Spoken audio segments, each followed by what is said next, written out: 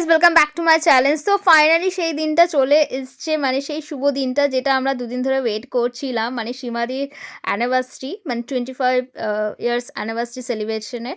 আমরা যখন রেডি হয়ে বেরোবো, মানে হলে যাব, তখন আদিরা রুম থেকে বেরোতে চাইছে না। অ্যাকচুয়ালি আদিরাকে যখনই রুম থেকে নিয়ে যাচ্ছিলাম, একটা মানে যুদ্ধ করে নিয়ে যাওয়া হচ্ছিল, কেন রুম থেকেও বেরোতে চাইছিল না একদমই। তোমরা একটু শোনো, দেখো কি করছিল। যে প্রোগ্রামে যেতে পারছি না, আদিরা কে আমি সুন্দর করে সাজিয়ে দিয়েছি, প্রিন্সেস সাজিয়ে দিয়েছি, তাও আদিরা যাবে না। এখানে বসে বসে টিভি দেখবে, বলছি আইসক্রিম খেতে, তাও যাবে না। এই যে বসে আছে, কাঁদছে। আচ্ছা চ আইসক্রিম খেয়ে আসি, চ চ। কেন, চল না, একটু আইসক্রিম খেয়ে আসি। আইসক্রিম ভালোবাসে, তাও লোভ দেখাচ্ছে, তাও যাবে না। এখন ও যাবে না, বলছে এখানে বসে ও কার্টুন দেখবে, এখানে বসে থাকবে একা একা, ও নিচে যাবে না। চ আইসক্রিম খাবো, চ। না না, চ না, চ না, চ আইসক্রিম খাবো, চ। দেখি রেডি তো আমরা অনেকক্ষণ আগেই হয়ে গেছিলাম, কিন্তু আধা ঘন্টা আদিরার পিছনে যুদ্ধ করার পরে আদিরাকে আমরা নিয়ে যেতে পারিনি, কেন ওর মার মতনই ও জেদি। তো যাই হোক, তারপর ওকে লক করে আমরা হলের দিকে রওনা দিলাম। আর আদিরার পাপা যেখানে মেহেন্দি সেরিমনিটা হয়েছিল আগের দিন, এখানে অ্যানিভার্সারি সেলিব্রেশনে আজকে পার্টিটা আছে। এটা হচ্ছে একটা সোনামা। সো আমাদের অ্যানিভার্সারি যেখানে সেলিব্রেশন হবে, মানে সীমাদি বসবে, সেখানে আমরা দুজনেই আগে বসে ফটো ফটো তুলে নিয়েছিলাম। তো এনারা হচ্ছে ওই বেবিটা যে দেখলেন তার বাবা মা। অ্যাকচুয়ালি সীমাদি যে ফ্ল্যাটে থাকে আইকিউ সিটিতে, তো পাশের ফ্ল্যাটেই এনারা থাকে। তো যাই হোক, তারপর আমরা ওয়েট করছিলাম বাইরে, মানে সীমাদির এন্ট্রির জন্য। সো তারপরে ফাইনালি আমাদের বিউটিফুল কাপল এন্ট্রি হচ্ছে, মানে কি সুন্দর লাগছে দেখো। মানে এখান থেকে, মানে ধোয়ার মধ্যে থেকে দুজনে এন্ট্রি হচ্ছে, মানে এখানে আমি একটা খুব সুন্দর একটা স্লোমো নিয়েছিলাম। সীমাদিরা যেটা বাইরে এন্ট্রান্স থেকে যখন এন্ট্রি করলো, সেখানে এরকম একটা বোর্ড অ্যানিভার্সারি আজকে লাগানো হয়েছে, তো অ্যামেজিং লাগছে। আর এটা তো আমার সব থেকে বেস্ট লাগছিল। সীমাদি যেখানে অ্যানিভার্সারি সেলিব্রেট হবে আজকে, সো সেই বাইরেটা এখানে স্ন্যাক্সের স্টল ছিল, তো ওখানে সবাই স্ন্যাক্স খাওয়া শুরু করে দিয়েছিল। আর আমি চলে গেছিলাম সীমাদির ফটোশ্যুট করতে। তোমরা চলো ওখানকার একটু ভাইবস নাও, যে ওখানে কিভাবে অ্যানিভার্সারিটা সেলিব্রেট হচ্ছিল। और लड़की है बहुत कंजूस, ऐसे कैसे हम लोग लड़की दे दे, क्या कहते हो लड़की वालों? थोड़ा जोर से। नहीं, ये तो आपके वाला थे, रखना है नहीं, लेकिन दोबारा आपको अगर लेके जाना है साथ, तो थोड़ा सा कसरत करना पड़ेगा। प्यारे गुलाब, एक और आज के लिए तो ये रोज आपको चाहिए और थोड़ा बैठ चाहिए।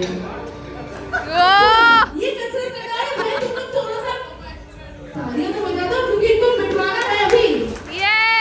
थोड़ा सा बैठ जाइए। हाँ, दोनों एक साथ। ये डबल सेलिब्रेट हो रहा है ना, एक तो वो 25 साल और आज के 25 साल, तो दोनों मिला के 2 फ्लावर्स, ये साथ थोड़ा सा बैठ जाइए। ऑलराइट,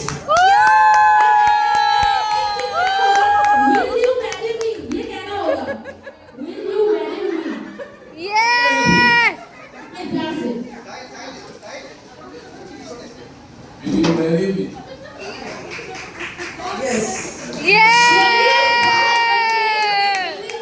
यहाँ पर बैग बन गए और दोनों ने एक साथ फिर से जिंदगी के शुभ कदम बढ़ा लिए।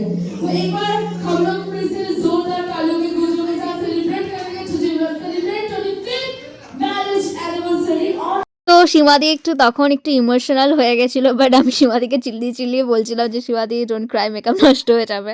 সো তারপরে এখানে মালাবদন হলো, মানে সো কিউট কাপল। আমার তো খুবই ভালো লাগছিল দুজনকে, মানে আমি না খুবই এক্সাইটেড ছিলাম, মানে এত চিল্লাচ্ছিলাম, মানে সব থেকে বেশি মানে আমি চিল্লাচ্ছিলাম, মানে আমি খুবই খুশি ওদের খুশিতে।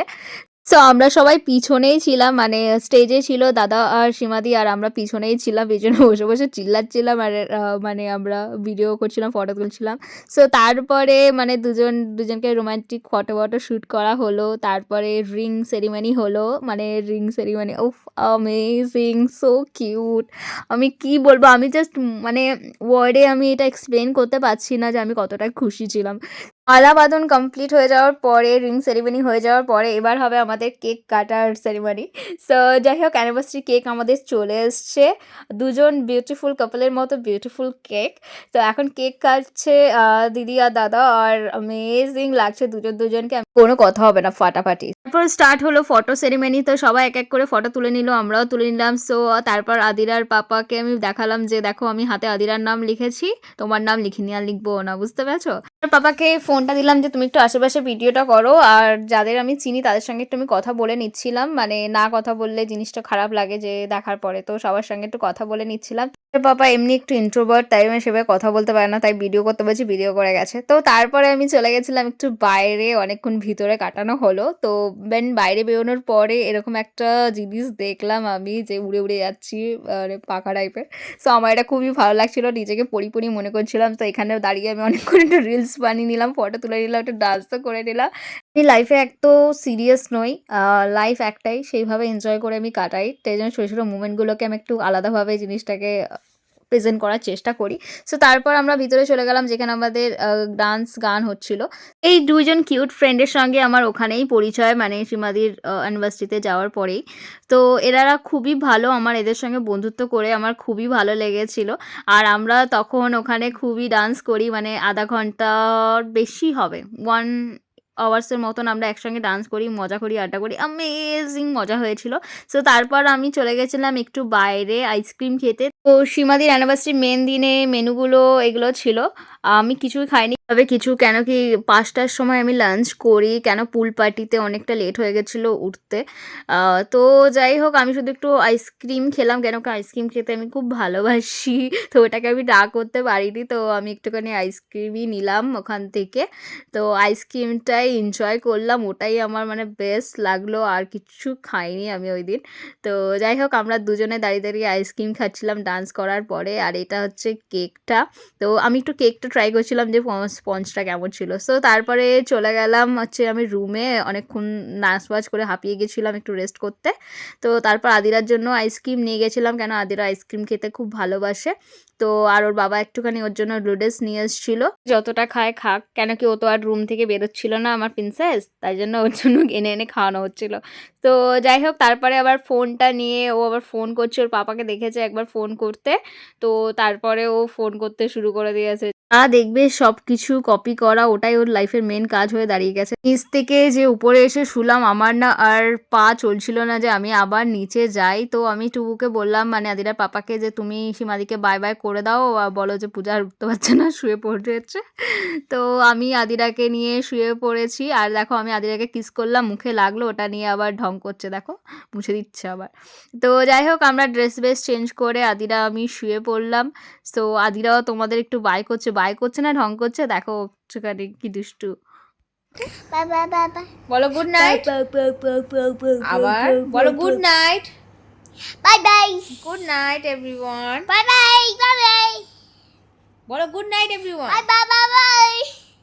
বাই বাই বলছি, বাবা করে বল good night everyone. Good night, everyone. বল good night everyone. Bye bye. So আদিরাকে তো অনেকক্ষণ বলার পরেও আদিরা কিছুতেই বললো না যে গুড নাইট।